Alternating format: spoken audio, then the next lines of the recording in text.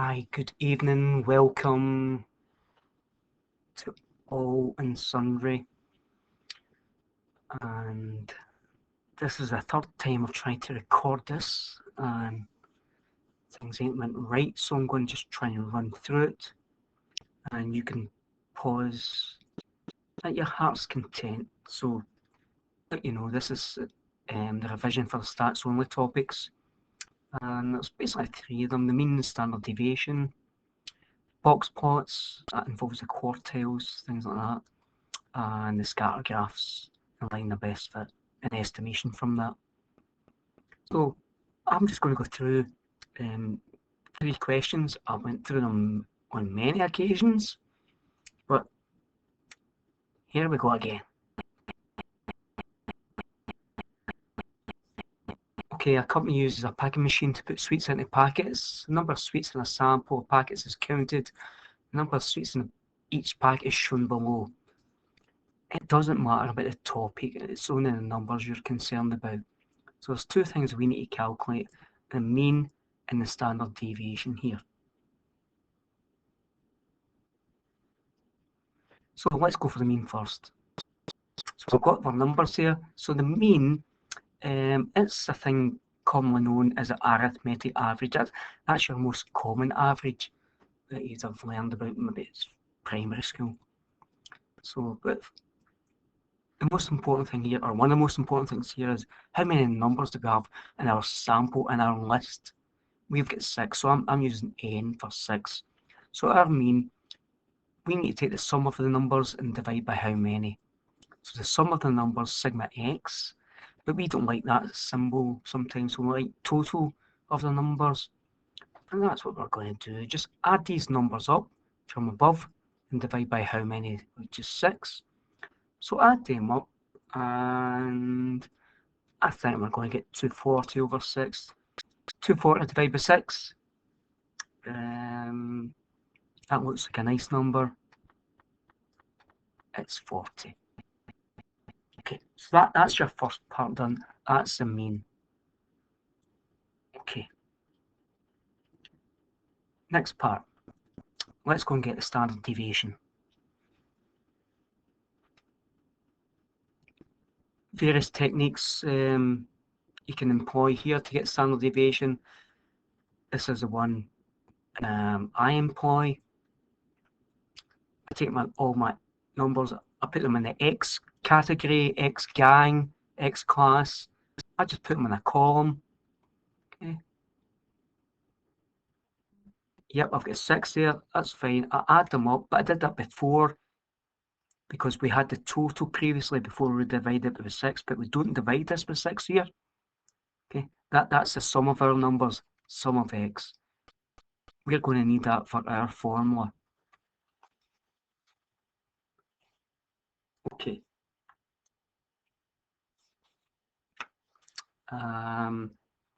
Next thing, we need another column, so we're going to take each of these numbers and square them. So 39 squared, 39 squared again, 42 squared. Remember, 39 squared means 39 times 39, not 39 times 2. Okay, so I'm just going to go through all these, and you can check them on your calculator. As I've said in previous occasions, you can pause this video and check. Okay, we've squared all 6 numbers. Let's add them together. Okay, get a big number here. So we've added together all the squares of our original numbers. So that's the sum of the squares, sigma x squared. Right, so as well as that, what we need, so the 240 and 9632, we also need to remember that n equals 6 up the top right hand corner. Just changed it colour for effect for those who don't have black and white tellies. Okay, that's for 3 ingredients.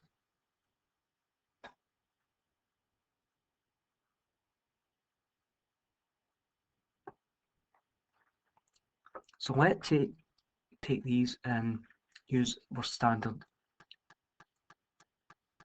or the version of the standard deviation formula I'm going to use. Okay, let's go and put some numbers in. That's the numbers that we previously calculated. Put them in, and let's deal with this one little bit at a time. We've got a fraction within a fraction. See that 240? It's been squared, so we'll deal with that little fraction. Can you take that 240 and we'll square it? So that's 240 times 240. Gives you a big number, 57600 or something like that. Right, so I'm just highlighting. That's the only thing that I did here, apart from doing the 6 take away 1.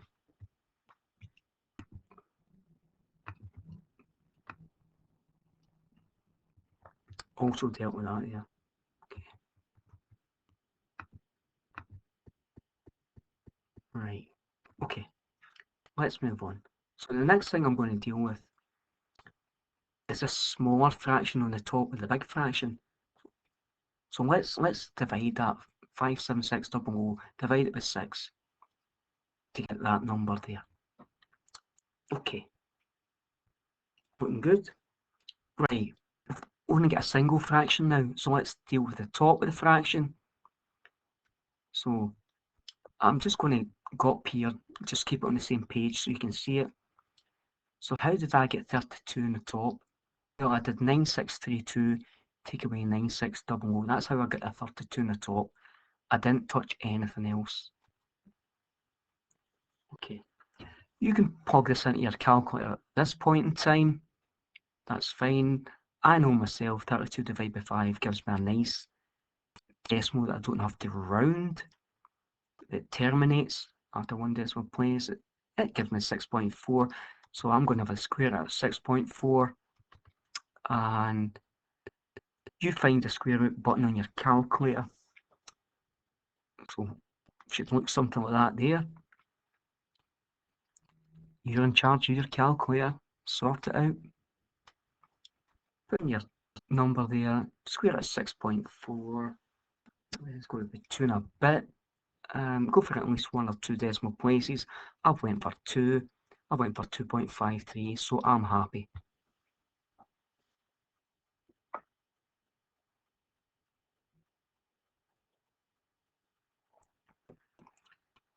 So we've calculated both the mean and the standard deviation here.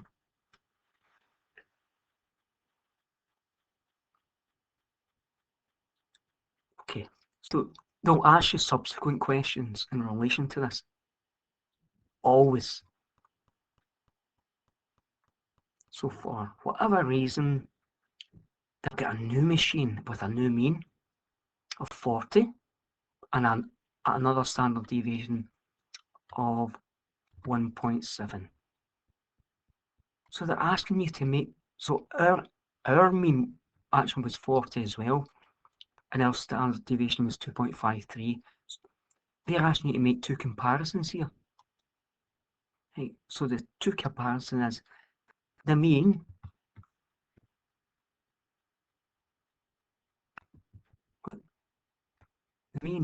there and there, they're the same. So that's all you can say here. They are the same. Standard deviation, well, they're different. This one is bigger than that one. So if a standard deviation is bigger, it means if samples are more spread out. That's all it means there.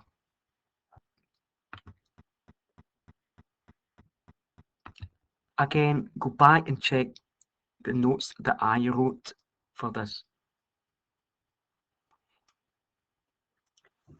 The bigger the standard deviation, the more spread out the samples are from the mean, and vice versa. The smaller the standard deviation, the closer the majority of the samples are to the mean. That is it. Okay, let's move on.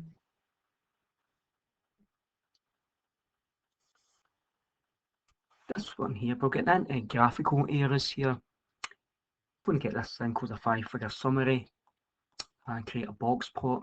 I've just given you this data below and I've put it in order. Sometimes it's not in order. If not, you need to put it in order. So let's go and get this 5-figure summary. You know this is to do with the quartiles and the max and min. So our list of numbers n is 7 is odd, so that means we're going to hit exactly on the central number. If it's even, then you know you have to go between the two central numbers and take their arithmetic average. Okay, our middle number looks like 29. That's the median, or Q2. Okay, let's look at either side here. So we're going to look at this side and that side and see if we've got a middle number. So we're basically looking for a median either side here. That's what we're looking for. So Q1 is 15, Q3 is 51. So there's the middle numbers, okay? Lastly, look for your smallest number and biggest number. Minimum is 9, maximum is 59. That's your 5-figure summary. These are going to be used to create the box plot. That's your numbers, okay? We've established now the 5 figures that we need for the box plot. So we need a bit of graph paper here. We need to sort out a scale. I can see my smallest number is 9. My biggest number is 59. So I'm going to go from 0 to 60. That's my choice. And I'm going to go in tens, just because of the graph paper that I actually have in front of me. So I'm going to start creating the box part. So it comes from the quartiles. Q1, it's 15. Okay, so I just put a vertical line in there at 15, just up in mid-air. Okay, that's fine. Don't let it touch the axis down there. Just have it upstairs. Let's go to the other side. Let's go to Q3. Going at 51. Okay, and that exactly the same length and height. And now let's join bottom and top, top and bottom, whatever you want to call it. That creates your box or rectangle, and somewhere in the middle you've got the median, or Q2, at 29. So just put that in. It's not always exactly in the middle. Just put it in there. Okay, let's move out to the left and right. So the minimum at 9. Let's just put that in there. That's always just a horizontal line from the center of the box, rectangle. Again, on the right, so the maximum of 59. That should be fine. And usually they cap these off with vertical lines to direct your eye down to the horizontal axis. That's it. That is your box plot. Nothing else to it. Get rid of those numbers. Those numbers were just for reference purposes. Okay. Right. Other things you may need to know. I didn't have a story here, no context, but sometimes there might be units involved. If there's units, could be pounds, could be kilograms, could be age. Also, you might have a title. Put that in. So you may be using these in the future, believe it or not. So put in a title about what you're talking about.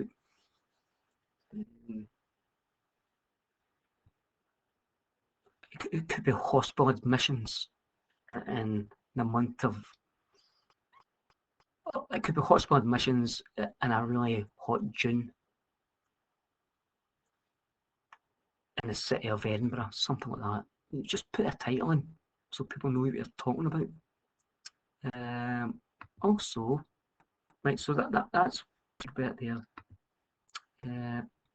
Yep, use a ruler, straight edge, whatever you want to call it, because it's a box plot. That's what I would accept. Something like that there. Freehand, no, not acceptable. So please don't.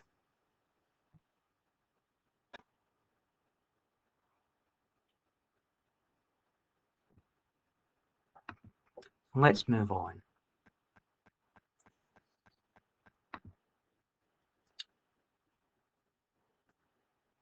So I did issue a set of revision exercises. I've extracted one question from them for the scatter graphs. So we're just going to go through this here. A lot of people were having problems with this.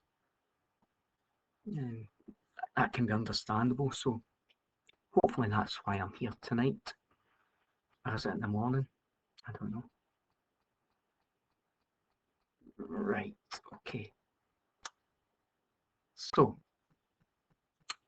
we'll get meals against cost. So two numbers.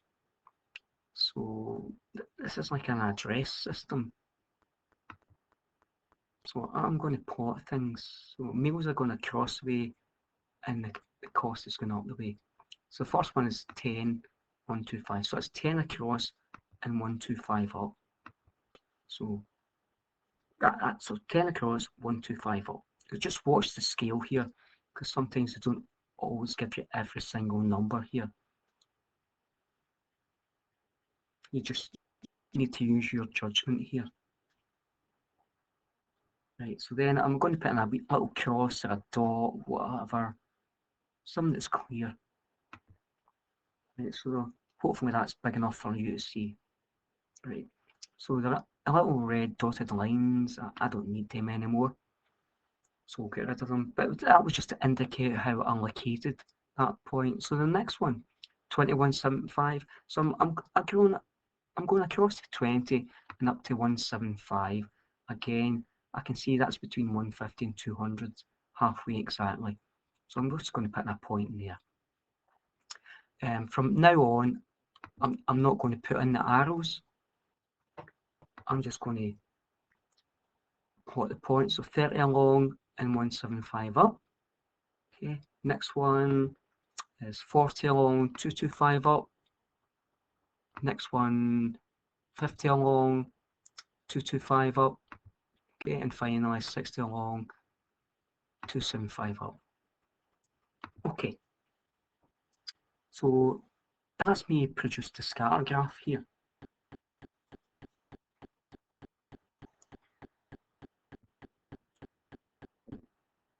That's the first part done. Okay, there's going to be subsequent questions here, or instructions for you to carry out. Okay, draw the best fitting line on the graph. Right, best fitting line. Line suggests straight edge, suggests a ruler maybe. So I'm going to use one, and I'm going to drive the ruler through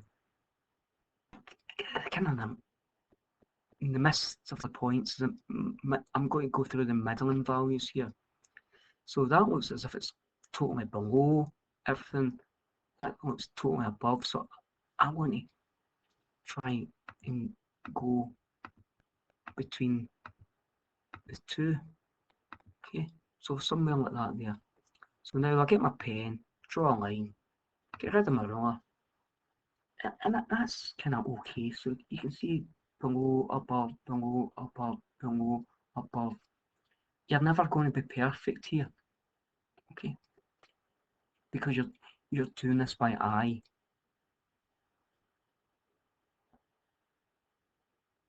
So we can have variations on what you think is a line of best fit, but ultimately someone else has to be the judge.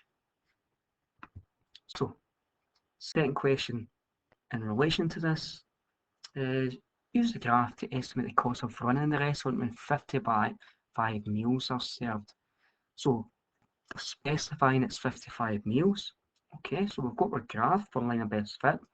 Go to 55 meals on an appropriate axis, a horizontal axis, and then get your ruler and go up till you hit your line of best fit, then go across to the other axis, and we're going to try and estimate that value there. So it looks like it's between 250 and 300. I'm actually going to magnify that there.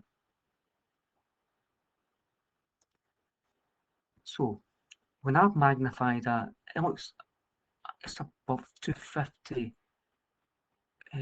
So between 250 and 300, but halfway is 275. So that gives me a better kind of estimate. And I think personally that's about a fifth of the way, a quarter of the way, fifth of the way. I'm going to say 255. So that's what it looks like to me. So 253, 257. It depends on your line of best fit. So, but if you're something like 392, I think you'll be way out there. Okay. Okay. We got a fourth part D. Owner estimates the cost of running the restaurant when there's 75 meals. So again, it's similar to the previous one. They're telling you the number of meals, but they're saying they estimate it by £300. So we're going to have a comparison here. Is it £300? Is it over or below the £300 estimate? So let's get the graph again. Let's go to 75. Okay, got 75 meals. Let's go up again. Hit the line of best fit. Let's go across. Oh, no, barely fitting it in there. So it looks like it is above 300. So I'm going to magnify it again. And for me here, I think that's about 300, 300, 308, 312, 310. So I'm going for 310. Don't come out with something bizarre like £309.57. Okay, just use your common sense. So and for me, I'm saying this is a reasonable estimate because it's only £10 over. Okay. So £300 compared to £10. So what's that as a percentage? But that's an entirely different topic. Okay. What's a 30th? Anyway, as a fraction. But I think that's kind of reasonable because in the restaurants, maybe customers tip. Or do they? So I think actually I've went through this quite quickly for a reason, because when I did it yesterday twice, it took me 40 minutes and my computer broke down. So hopefully I'll be able to go and upload this for you. Okay. Right.